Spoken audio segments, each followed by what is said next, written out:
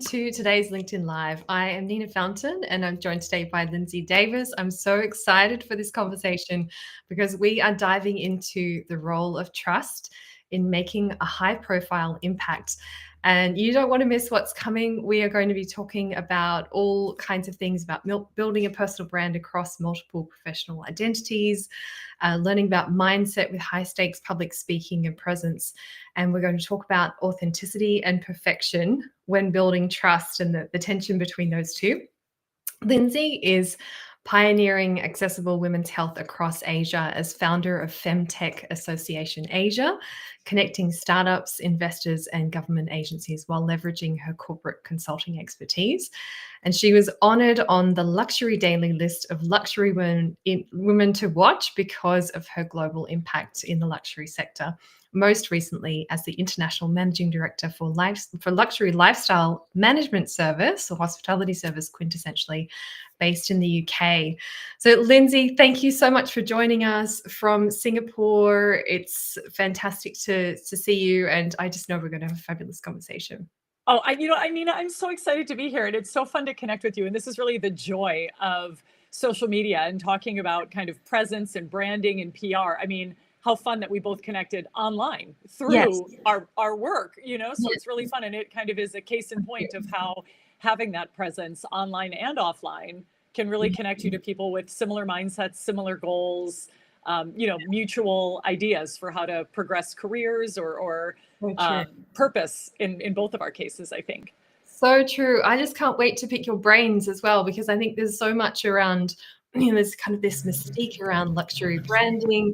And then you're working so closely with entrepreneurs and have really bridged all these gaps around consulting, luxury, and tech. So there's so much to dig into. So thank you so much for being here. Let us get into this first question. Today, I'd love to go back to the beginning. You moved from working with luxury brand quintessentially in the UK into Femtech now in Singapore, and you're originally from the US. So just take us a little through that journey. What drove your interest in making that big shift from luxury branding into Femtech and then moving to Singapore as well?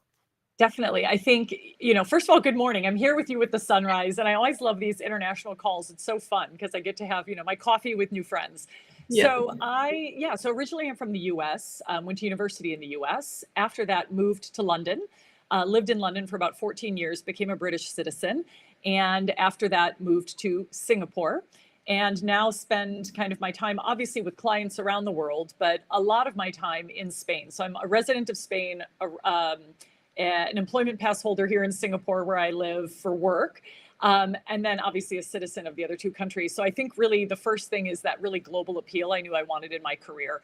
So when I was looking for a client side company to work for following many years in advertising, where I was always focused on luxury brands, or had, just, I guess by default been put on premium brands.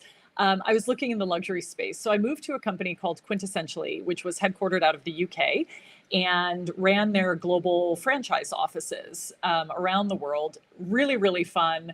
Met amazing people and worked on everything from, travel to dining to nightclubs. This is when I was younger, right? And nightclubs were a thing. Now I'm like, what time is coffee starting? But, so had a lot of fun in fashion and media and all of these things, all related to how to kind of access the inaccessible, so to speak. So after many years of working in the luxury space in London, but obviously I was on the road a lot, did secondments in New York, secondments in Beijing, Shanghai, Qatar. So really got to spend a lot of time in a lot of places around the world with clients, in all of the major capitals from Bangkok to Mexico City. So when I moved to Singapore, first of all, it was just the idea of entrepreneurship that really excited me. It was kind of getting out of working for that big corporate and moving into entrepreneurship. And I think alongside that, tech. Now, I didn't really know what that was. So the luxury space was default. So I started doing a lot of moderating and sitting on panels and discussing luxury. And actually through those speaking engagements, I ended up meeting a really amazing person who mentioned Femtech, that they had also done a lot of work in Femtech and did photography for the Femtech industry and Femtech events. And I thought, women in tech? Yeah, that's great. I love that. And they were like, no, female technology. So women's health and technology. And I was like, oh, that's very interesting. I'm really passionate about gender equality. I'm really passionate about, gender health equity. And just, I think the more I started reading, the more I realized there wasn't really a presence of that industry, or a unified industry, I should say, here in Asia. Now, when we first launched, it was in Singapore, where I'm based again. But what we found is that, that appetite was growing across Asia. So very quickly, we moved into 10 countries, most recently launched in Bhutan in November of 2024, and really see a lot of everything from advocacy all the way through to kind of large scale funded companies in the startup space, but all focusing on women's health. That can be anything from technology supporting, menstrual tracking, which many of us are familiar with companies like Clue or Flow, all the way through to something as specific as kind of supplements for women. So it's kind of everything from diagnostics to devices. And that really caught my attention, because you really can just see the gap. And the more reading we do, the more we realize there isn't enough research on women's health. Furthermore, there's not enough research on women's health in Asia. So that's what our organization does. We look to achieve available, accessible, and affordable healthcare for all women in Asia, leveraging technology and the startups in this space and supporting that ecosystem. So that's what I focus on now. Amazing, amazing. And you're so right. I remember realizing, like, not that long ago, actually, that a lot of medical research is actually done on medical subjects who tend to be males. So even a lot of standard research that we have come across, we've accepted as norms, hasn't ensured that gender diversity in their sample. And I was kind of shocked, really, to discover that there's this really big gap and question around what are we doing with women's health that needs to be different. We actually need the information. So it sounds like you're really supporting that and achieving that through a variety of different technologies. Incredible. Absolutely. Yeah. I mean, and even like a great book that really is inspiring. And one of the first things that inspired me down this path was the book Invisible Women. And it really talks about all of the different ways that gender plays a role in society and differentiating our experience. That the world, is built on the average man experience or male experience. And so what changes do we need to make or pay attention to make sure that we're having that equal experience? So, it's been a really good learning. It's been a steep learning curve, but I've met a lot of amazing people, and I feel really fortunate that I get to work in something that is kind of impact driven. And then at the same time, of course, running my consultancy. So working with clients around the world, which is really fun. So it's always this balance, like we've talked about, of multiple brand presence. I'd love to explore that. Yes. How have you managed that? How have you, because you could really look at three separate hats and say they look almost like three different people. So how have you managed to handle, reconcile, bridge, separate, what have you done with these different brand identities to make it work? Thank you. Yeah, no, I mean, you're right. It's really, really challenging, especially because they are so different. When we talk about the luxury space, it's not necessarily women's health is the first thing that comes to mind. So, they're very separate, very separate industries. However, I think what I really focus on is that skill set, or what I'm good at. I'm not a scientist. I'm not a clinician. I'm not a researcher outside of kind of, online research or interview-based research. Like, we just launched a paper with the UN SCAP on, unlocking Femtech and really helping the industry succeed in Southeast Asia. So we just actually had that launch last week, which is really exciting, or 2 weeks ago. So I do research as part of my client work with the UN, in that instance, as one of my clients, but I'm not like a hardcore lab researcher, right? So I know my strengths, and my strengths really are around community building, around connectivity, around network building, around strategic partnerships. And so what I really try to do when I'm talking about myself or my organizations, it's really lead with that as a strength. So the common across all of these industries is that kind of strategic partnerships, customer experience, and how my role can contribute to that. And a lot of that, again, is from having this international network that I can lean on, that I really enjoy being connected with. It's a fun thing. So for me, it's actually, when work is fun, that's a great thing. So a lot of the brand I've developed is around, let me help you be connected. And so that's kind of, as the core underpin across, whether it's my work that I still do in the luxury space and brand and product development, or whether it's in the Femtech space and that growth space. Yeah, so you've really found that common thread, landed that strength for yourself, and confirmed in your work that that's where you play. That you're playing to your strength, and then you you continue to amplify that in your conversations and in how you pitch the work in all these different settings. Yeah, that's beautiful. Now, what's interesting is that when we spoke recently, you mentioned that you didn't have a strategy for building profile and for PR, and yet you've been featured in incredible places. So I'd love to hear, what did you do? How did it work for you?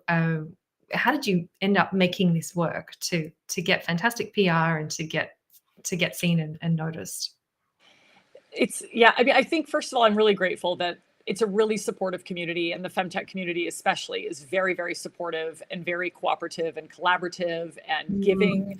Right. So the first thing I'd love is to kind of credit the industry with being really generous. It's a very generous industry. I think when it comes to the media or the buzz around femtech, obviously an organization that's kind of sitting at the center of founders, funders, ecosystem builders, government agency. I think as that central connection point, it's natural that we kind of became the voice for the industry across Southeast Asia and, into some other countries in Asia as well. When it came to the brand, I think we were really fortunate to be good timing in that, as I mentioned, I saw that femtech hadn't really taken off yet, though there were definitely femtech companies here long before our organization started. But that buzz and that trend of the industry has really started picking up. And I'd say it's kind of every year since our October of 2021 launch, it's continued to grow and grow and grow. So I'm not going to lie, outside of having a wonderful and supportive community, it's also a bit of luck that the industry and spotting that gap, that the industry hadn't really grown yet. Now, one thing I would say is those two things, not everyone can have, right? So it's like, well, not everyone's at the perfect timing in that. So what would I say around that? I'd say the first thing is I've always been really clear about what my role is in the industry and been kind of specialized on that, right? Focused on that, have had my narrative built around that. With kind of, 3 to 5 bullet points that I've said, okay, these are the things I mention in every talk, whether when I'm speaking with the Milken Institute at, one of their events, or whether I'm speaking at a small scale, more local medical symposium here in Singapore. It's all about saying, this is my role in the industry, and I have those speaking points. The second thing I would say is that we can't be everything to everyone. So it's really starting with that small niche of what our expertise is. So, it's one thing to say, I'm in the healthcare space. But actually, I try to get more granular and say I'm in the women's health space. And moreover, I'm trying to grow the women's health space from the ground up with really primarily supporting the founders, the startups, and the entrepreneurship in that space. Now, of course, from there, that means I can talk about women's entrepreneurship more broadly. I can talk about healthcare from a woman's perspective. I can talk about the startup industry and what's happening with funding. But I'm very clear that ultimately my speciality is femtech in Asia. I don't talk about femtech in other markets unless, it's a compare and contrast, that sort of question. But I'm not lecturing on the global femtech industry. I've started very specific to femtech in Asia. And moreover, I really try to focus on femtech in Southeast Asia, which is where the bulk of my connections are across the kind of 6 to 8 countries that, that we look at, with Southeast Asia in the association. Though, of course, we have members in South Korea, Japan, Hong Kong, and more. Yeah, fantastic. So with this background, this branding background, high profile background, and having worked in all these different places, would you say that would your advice be, like what I'm hearing there is that people are very clear about who they are, what their role needs to be, and the messages that they're sending, those key points, rather than, I guess, going out and trying to find, what could this be, rather than crowdsourcing or kind of environmentally testing. Instead, it's really starting with that clarity around, I know how I can contribute, and right from the beginning, being quite clear and expressive about that. Yeah, it's how do we want to establish ourselves as an expert in whatever field or topic that we feel most connected to and most able to talk about. Yes. And then from there, I think a lot of it is, first of all, knowing that we're going to pivot a ton. We are going to pivot a ton. And so I think having that clarity doesn't mean having rigidity, like that rigid view of us. It can change, and we can grow, and we can learn more. So we can go from, women's health to maybe it becomes AI and women's health. These things can pivot a ton. Yeah. But the first thing is, I'd say, is to kind of have that close view, that specific view of what we want to be an expert in. And then secondly, for me, a lot of it was around consistency. It was around, posting regularly. It was around regularly putting up my hands for events and pursuing events. So not expecting people to come to me, I would go out and pursue. And it was really around that networking and connectivity. So making sure that I reached out to my network and said, hey, these are some topics that I've worked on. And one thing that I found really impactful, or that really helped, was research projects. So I partnered with a company here called Milu Insight in 2024, and we actually did research on consumer perspectives into the femtech space, and created kind of the first ever report on what consumers think about women's health, femtech, women in particular, of course, or those with women's healthcare needs inclusively. And so doing that research, I was actually able to take that to market and have talking points that were a bit more solid. Now, even if you don't have a partnership with a marketing firm, you can still do polls online. We did small scale research, when we first started, where we positioned femtech, and we asked, about 200 women in Singapore, 200 women in Hong Kong, 200 women in the Philippines, 200 women in Bhutan. We asked them simple questions like, how do you prioritize your health compared to your family? What amount of money do you spend on healthcare every year? Just these really simple questions. And then I had that data that I could talk about, or that I could write about. So I created my own data and pool to start. And then what you'll find in time is, once you start collaborating, you can create bigger research papers, more, different viewpoints for white papers. But I found that data-backed content really helped not only, support the expertise, but it actually gave me something really solid to talk about as that for my, that niche I was going after for my expertise and positioning. So good. Yeah, and really building that credibility, the authority piece, the depth of knowledge that means that people stand up and take notice. And then from a personal point of view, when you think back even 15 or 20 years ago, where did you face any challenges personally, more from that point of view of how you saw yourself and how others saw you? Do you remember in those early days whether there were any kind of blocks that came up for you, or any moments of discomfort that were hard to get over, or what would you say was the major challenge in that time, in anything to do with that, how you saw yourself or how others saw you? Yeah. I think that's a really great question. And especially in hindsight, when I think about the challenge now, it's obviously around women's health. It's obviously around funding for women's health. It's obviously around the perspective of women's health is not charitable giving, it's a commercial opportunity. So we can talk about all of those things, but I don't want to get too far into industry talk. So I think what you asked me was around 15 years ago, maybe 20 years ago. Oh my gosh, I'd love to say I was a newborn, but I wasn't. So I would say the biggest challenge I had, and I think some women get themselves into this position, was I was always the right hand. I've always been, very diligent, very committed, very detail-oriented, and really an excellent operator. And so I think in time what happened is I was always, chief of staff. I was always, chief operating officer. Yeah. And I reflect on that time, and I think it's because I position myself as someone in a support role, which frankly, I've always been meant to be a leader. I've always been meant to be in the executive role. I'm good at running teams. I am good at, strategy. I'm good at leading. And so for me, it didn't occur that I could be in that role. And so what I found was I was often kind of not positioning myself in that way. So I ended up doing a lot of brand work and actually sourcing opportunities for other people rather than myself. And so a big thing that I've learned, or something that I would say is a big challenge, is making sure that we don't put ourselves in a position where we are operators doing all the work, but not getting the credit, the visibility. And, I think a lot of people want to hold the microphone, they want to do the talking, they want to do the vision piece. But the reality is the hard work we do is actually doing the work. It's the pen to paper. So I think if we can combine putting that pen to paper, but make sure we always have in our minds, how is this helping me personally, my brand? How is this helping me get to where I want to be? Now, some people love not being in the limelight, and that's great too. So it's still making sure the decisions we make are supporting that brand positioning, or that personal narrative that we want to fill, that when other people look at us, that's what they're seeing. And so I think it's really important to make sure that we're not getting placed in a second fiddle seat, unless we want to be the second fiddle, which is also perfectly good. So that's probably the biggest challenge. And I think making sure that we have the confidence and don't feel that we don't deserve or don't have the skills to be the leader in the room, Yes. when we very clearly do. Yes, I remember, you really reminded me of early in my management days. I realized that notes needed to be taken. I was in the public service, and this is a classic, it's a stereotype that the public servant's standing there taking notes, and afterwards the notes will be reviewed and they get discussed, and someone has to take the notes. And I remember thinking, no one's taking notes. Oh gosh, it has to be done. I'll just take the notes. But then realizing that makes you, the not a conversational participant, and you're the note taker, and then kind of deliberately starting to think, no, I need to change this. I need to not be the person who just jumps in first and says, well, it just has to be done, so I'm going to do it.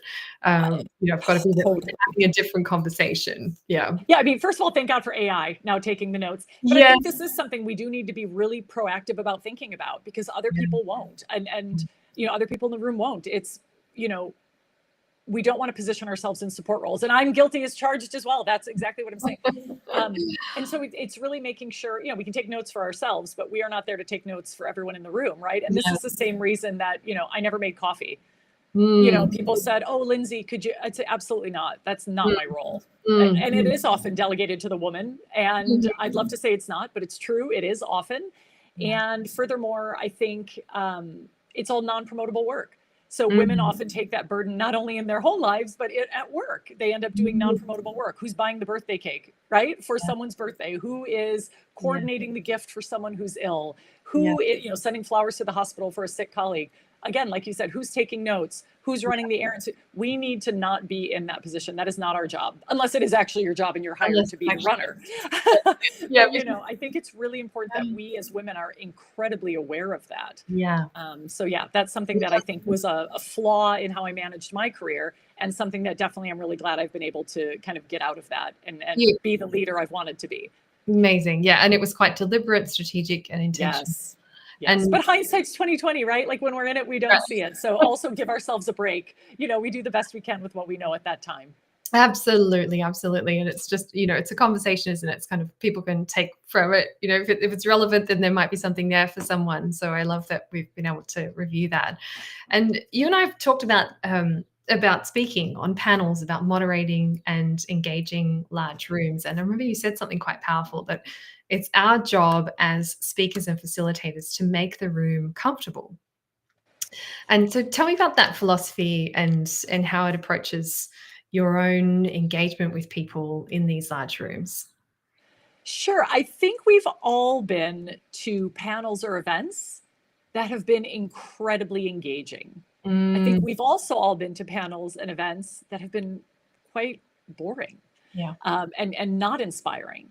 And so when we look at that, that I guess that spectrum of engagement or enjoyment, even of conferences and whatnot, I think I started observing that and saying, okay, I can see it's my job. If I am on the stage, I am there to make sure people in the room are engaged. And how am I going to do that? I'm doing that by making them comfortable. And so the question is, how do I make them comfortable? First of all, in my early days, I feel like I actually over-prepared. I feel like I memorized stats, and I was, I read all these articles, and I'd come with quotes, and that's not fun, actually. And what people want to hear is the anecdotes. They want to hear your personal experience. Anyone can read an article online, so that's not news. That's not, and that's not to say we can't have a data point that we build our, our stories off of.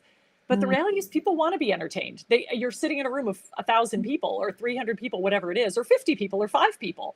At the end of the day, it's our job to make sure that they do feel engagement, that they are learning something, that they feel motivated, that they feel like they would want to speak up and meet us afterwards, if and continue the conversation. So I think when I talk about making the room comfortable, it's of course not being flippant or casual or not doing the preparation, but it's about thinking of the fact of, how do I engage this audience so they feel this is the best panel of the day? What would make it humorous? What would make it full of stories that are personal? Like someone can really have a takeaway on their personal growth and development. What are industry insights that they couldn't get anywhere else? So that's always the information I'm trying to either pull from, the panelists as a moderator, or in turn as a panelist that I try to bring. And so, I think it's people don't expect my personality at a lot of, what I host or the panels I sit on, because by nature, I am I'm quite a fun-loving person. So it's like, for me, it's that authenticity of not feeling like I need to, oh, if I'm on a stage, I need to be serious and I need to be an Mm, authority and I need to, mm, we can be authorities, but still have personality and still be who we are. And so I think mm. that that's a big part of what I do also, is to say, I'm comfortable enough up here on stage to make a mistake, to fumble over my words, to correct Yes, myself if I say something wrong, yes. and to have that trust with the audience, I think, is the best way to look at it. And I think that's what I mean about making the audience comfortable, is relatable and engaging. Exactly. And I love that you brought it back to trust, because there's that balance there between the authenticity and this performance or perfection, or having the data and all of the data points there. I thought that was a really interesting point you make, because people can now access a lot of that detail somewhere else. Usually, if they're coming for gold standard research level information, that is probably best found in a journal article, or on an industry webpage. Whereas, why are they there at a panel? Why are they in this moment? They're there because they want to engage and connect with the information in another way, or with the people who represent it. So it sounds like you really captured that. And did you any other comments there on that tension between the authenticity and the perfection, or do you think we've landed that? I think that's really good. I mean, I think when I think about women's health and femtech in particular, I think about, it's a big responsibility to talk about this industry because it's Mm, delicate, to be in a room full of, 1,000 people, 300 people, whatever the number is, and to say menopause, you can visibly see the room react to that. we don't So talk again, about.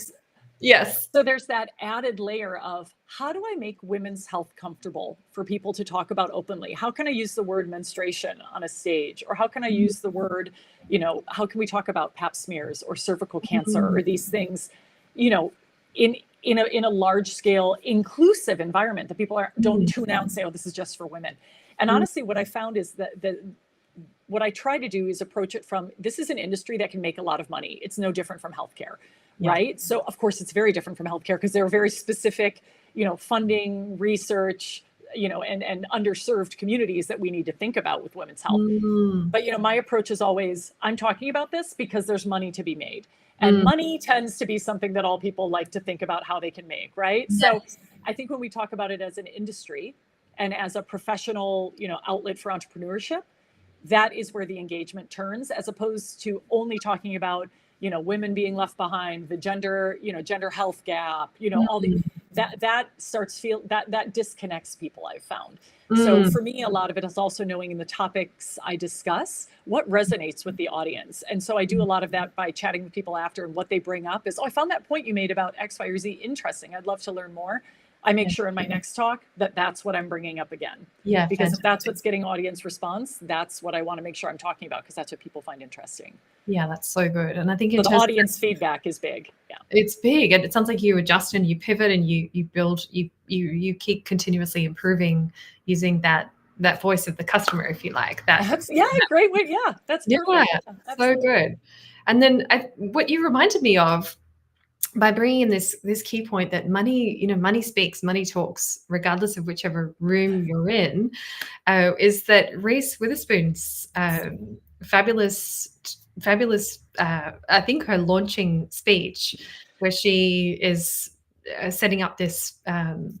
Yeah, it's when she talks mostly about setting up her film company, and how they have taken stories that really resonate with women. And essentially, she's saying this is big business. Like, this is, and now I believe she's close to worth $1 billion because of that. Amazing, isn't she? I mean, the Yeah. entrepreneurship we see from a lot of the celebrities, it's Mhm. just incredible. The women Mm, celebrities in mm, particular, whether it's Reese or Gwyneth Paltrow or all the, I mean, I mm, really admire that. I mean, I mm. really, Naomi Watts is invested Yeah, in the women's health space. So I amazing. think it's really, yeah, I think there's a lot to be admired there. And I Yeah, think it's really motivating. And I think the more we bring up stories like that, yeah. um, we and again, you can't be what you can't see. So I think it's really important that we have that representative space. And part of, what I do is around normalizing the conversation. So it's making sure that, women's health, just because it makes one person in the audience uncomfortable, if everyone else is interested, great. I don't need to talk to that one person. And there's always going to be someone who, is in a meeting. And, my favorite story is one of our founders was saying they were in a meeting, and one of the people in the meeting said, well, my wife doesn't have that problem. And I thought that is so funny that if that an investor said that, because you just think, oh, great, your sample set of one. Yeah. And you're it's such a terrible response to a pitch to say, oh, my wife doesn't have that. Because it's just like, you really don't understand women's health at all then. If that's what, if you don't understand the need for it because your wife doesn't need it, that's right. It's these types of challenges that we see. But yeah, I think seeing leadership like what we've seen with these large companies run by women, diversified, with just across, whether it's, her book club, her production company, her clothing lines, like how I find that super inspiring. And so, I just think what are the other opportunities that we have out there? And I think this is why I love having an international career and living in Asia in particular, or APAC. I really feel like it is rising tides. I feel like there's so much exciting opportunity over here. I feel like there's a lot of growth. And again, it comes back to how do we connect what's happening in Europe and the US, Canada, Mexico, Latin America? How do we connect these two parts of the world? Because, and everyone in between in the Middle East, of course, there's just so much exciting growth on this side of the world. And I think I get really excited about that. Well, thank you for your huge vision and for really bringing us into this world of what's happening in female-oriented technology, and how you have brought your incredible background to lifting that industry. I just think it's super inspiring. So I'm so thrilled we could have you here to, I could have you here to talk, and the audience can hear from you. So appreciate it. Thank you, Nina. I appreciate it. I appreciate everything you're doing. And I think you're inspiring. And I think you bringing a thought around how do we build our brands? How do we style ourselves in a way that is, professional, and getting our voice out there and really positively representing ourselves. So thank you for doing what you do. It's such a pleasure. It's such a pleasure. It's like you say, it's a rising tide. We're lifting women to be seen, to make more of their impact. And so people can connect with you, and you have a WhatsApp community. And is there anything that you wanted to share about how people could best reach out? Thank you so much. So first of all, obviously we have our website, which is femtechassociation.com. We're on LinkedIn, as most businesses are. Also have an Instagram, so Femtech Asia. And of course, welcome anyone to reach out directly to me, Lindsay Davis, to talk about anything from how to start a consulting business all the way through to femtech and women's health in Asia. Happy to chat about anything anyone wants to. Amazing. And I will make sure that those links are in the comments on this event post on LinkedIn, so that they're there for anyone who wants to pick that up afterwards. And for anyone who is interested to raise their profile on TV, stage, or in the media, there is a workshop you can join that I'm running next week. So I've dropped the link into the event comments there as well. So Lindsay, thank you so much. I am inspired. I wanted to leave us with a quote from Malala Yousafzai. And she just inspires us about the larger impact of sharing our voice with her UN speech, which she gave on her 16th birthday in 2013. She said, "I raise up my voice, not so that I can shout, but so that those without a voice can be heard." So yeah, thank you as well for just lifting those voices of people who need to be served in a much better way. Thank you. Amazing. Great to have you. And yeah, anyone is welcome to reach out and find you on LinkedIn, so that we'll make sure those details are there. Thanks, everybody. Join us next week for another enduring impact, maybe